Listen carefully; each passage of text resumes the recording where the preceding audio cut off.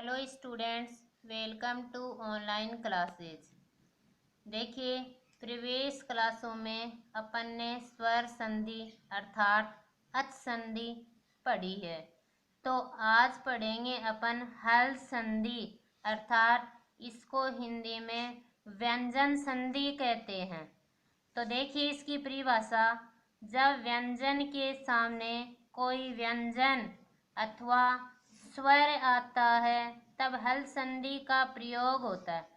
स्वर संधि की परिभाषा थी कि स्वरों का स्वरों के साथ ही मेल, लेकिन व्यंजन संधि का मेल व्यंजनों के साथ भी हो सकता है जबकि स्वरों के साथ भी हो सकता है। तो हल संधि के प्रमुख भेद देखिए, सचुत्व संधि, दूसरा है सटुत्व संधि, तीसरा है जसत्व संधि, चौथा है चतुर्व संधि, पांचवा है अनुस्वार संधि। तो देखिए पहले नंबर पर है सचुत्व संधि। इसका एक सूत्र है सतो सचुना सचु है। इस स वर्ण का प्रयोग होने के कारण इसको सकार कहा गया है और त का प्रयोग होने के कारण इसको त वर्ग कहा गया है और इस स का प्रयोग होने के कारण इस स को सकार कहा गया है, जबकि च का प्रयोग होने के कारण इस वर्ग को च वर्ग कहा गया है। कि सकार, सकार का अर्थ अर्थात सिर्फ ये स, तीसरा स है वही स। त वर्ग, त वर्ग में 5 वर्ण होते हैं, त थ द ध न के बाद में, कि सकार इस स के बाद में त थ द ध और न के बाद में पहला स अर्थात सकार और च वर्ग च छ ज झ आदि वर्ण आए तो इन सकार और त वर्ग के स्थान पर स च छ ज झ आदि वर्णों का प्रयोग होगा। कि त वर्ग के बाद में यदि च वर्ग आए तो त वर्ग के स्थान पर च वर्ग का प्रयोग होगा। उसी प्रकार स वर्ण के बाद में यदि ये स आए तो इसी स का प्रयोग होगा। यथा जैसे कि देखिए, सत प्लस चित, सत के अंत में त वर्ण दिया गया है, वह भी आधा, हलंत लगते ही यह वर्ण आधा हो जाता है और आगे है च वर्ण। तो देखिए कि त के बाद में यदि च आया है तो वो च वर्ण में ही चेंज होगा अर्थात आधे च में ही बदलेगा। तो यह शब्द बनेगा स आधा च, क्योंकि त और च के मेल से आधे च का निर्माण होगा। और आगे शब्द दिया गया है चित, वो वैसे का वैसे लिखा जाएगा। तो यह शब्द बनेगा सचित। हरिस प्लस सेते, हरिस के अंत से सकार वर्ण की ध्वनि निकल रही है अर्थात सकार वर्ण लिखा गया है और उसके आगे है दूसरा सकार वर्ण, वो भी आधा। तो यदि इस स के बाद में ये स आता है तो इसी स का प्रयोग होगा और वो भी आधे स का। तो देखिए यह शब्द बनेगा हरि। अब इस वर्ण के स्थान पर ये आधा स लिखा जाएगा तो हरिस, आगे वर्ण सेम ऐसे का ऐसे ही लिखा जाएगा। तो यह शब्द बनेगा हरिस सेते। उद प्लस जवल है, उद, उद के अंत से द वर्ण है और जवलह में पहला वर्ण ज है, वो भी आधा। तो देखिए कि द वर्ण, द के बाद में यदि ज है तो ज वर्ण का ही प्रयोग होगा, वो भी आधे ज का। तो यह शब्द बनेगा उ, आधा ज, आगे जवल है, सेम लिखा जाएगा। तो यह शब्द बनेगा उज्ज्वल है।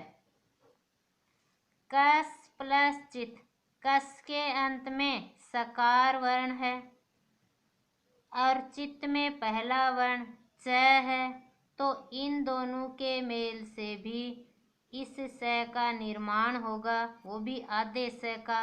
तो यह शब्द बनेगा कश्चित, कश्चित। सद प्लस जन है, सद के अंत से द वर्ण है, जनह में पहला वर्ण ज है, तो द के बाद में यदि ज वर्ण है तो ज वर्ण ही लिखा जाएगा, वो भी आधा। तो लिखते हैं स, आधा ज, आगे सेम वर्ड जन है। तो यह शब्द बना सजन है। उत प्लस चारणम, उत के अंत में त वर्ण है और आगे चारणम में च वर्ण है, तो त के बाद में यदि च वर्ण आए तो च वर्ण ही लिखा जाएगा, वह भी आधा च। तो लिखते हैं उ, आधा च, आगे सेम वर्ड चारणम। तो यह शब्द बना उच्चारणम। दूसरा भेद है सटुत्व संधि।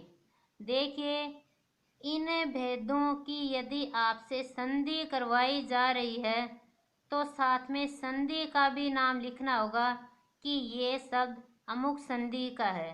तो इनके नाम हैं वो इनके वर्णों से ही स्पष्ट हैं।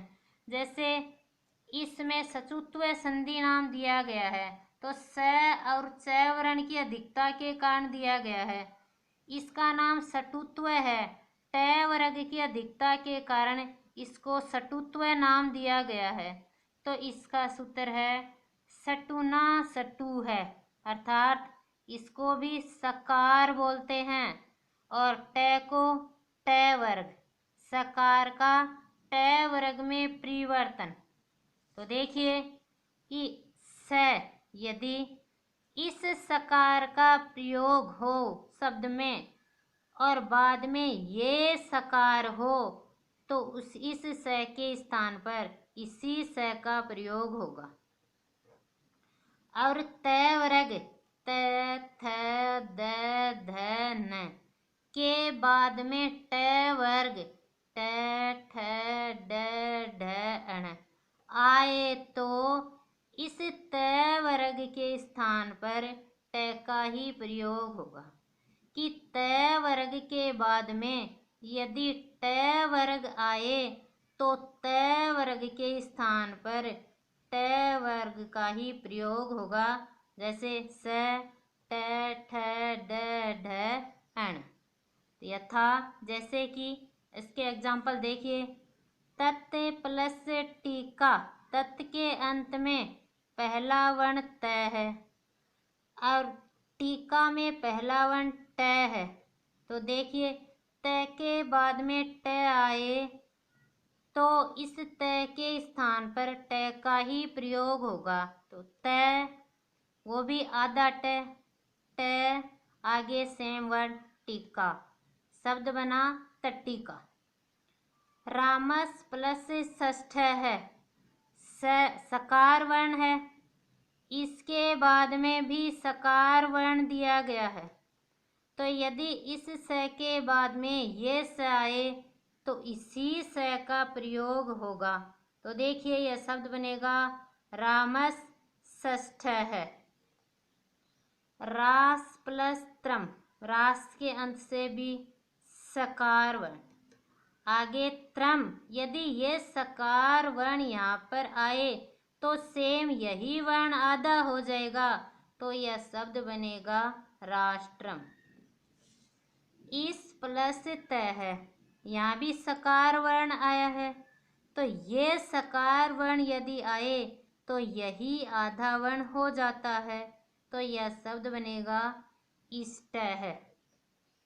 चक्रिन प्लस ढोक से, चक्रिन के अंत में न वर्ण है, आगे ढ है, कि न के बाद में यदि ढ वर्ण आए तो वो चेंज हो जाएगा अण में। न के बाद में इसी वर्ण में चेंज होता है तो यह शब्द बनेगा चक्रीण ढोक से। चक्रीण ढोक से। उद प्लस डैनम, द वर्ण के बाद में यदि ड आया तो ये इसी में चेंज होगा तो यह शब्द बनेगा उड्डयनम। थैंक्स। आप हमारी ऑनलाइन क्लास को स्टेप बाय स्टेप पढ़ते रहना।